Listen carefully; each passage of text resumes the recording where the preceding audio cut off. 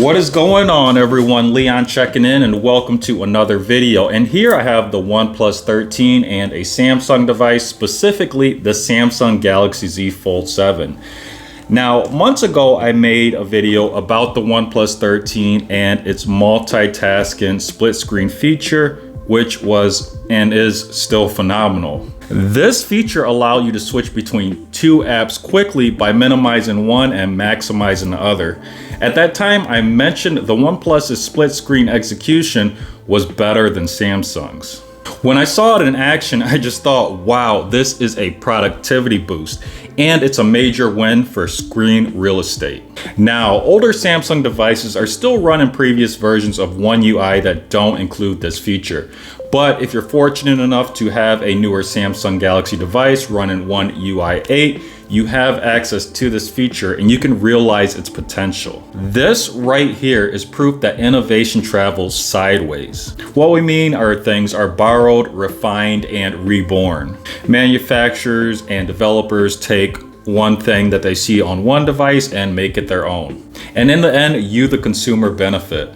So let's talk about how this is done. You start with a 50-50 split between both apps, but once you drag one to about 80%, reducing the other to around 20%, you can quickly switch between them, minimizing one and maximizing the other with ease.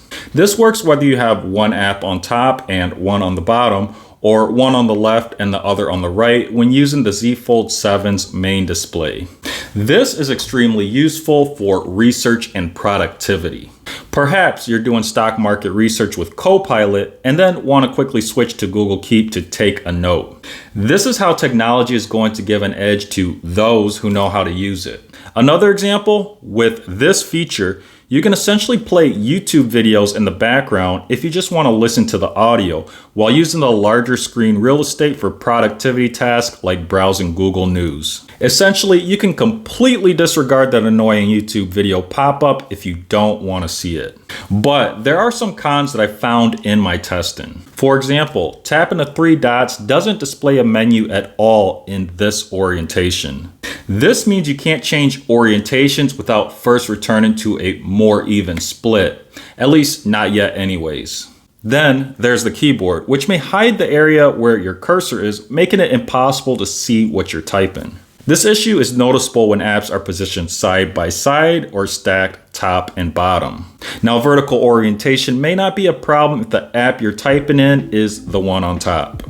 So, wrapping up, this feature allows you to maximize screen real estate while allowing you to focus more on one app, but allowing you to switch between that app and another and that other and back to the app you were on quickly. And again, this is just an insanely good productivity boost. Now again, these features appear to be related to Samsung's One UI 8 software. So if you're running an older device, say a Samsung Galaxy Tab S9 like I have, or an S23 Ultra, you're not going to have these features yet. But they should be coming soon, predicted at the end of September or towards the end of September.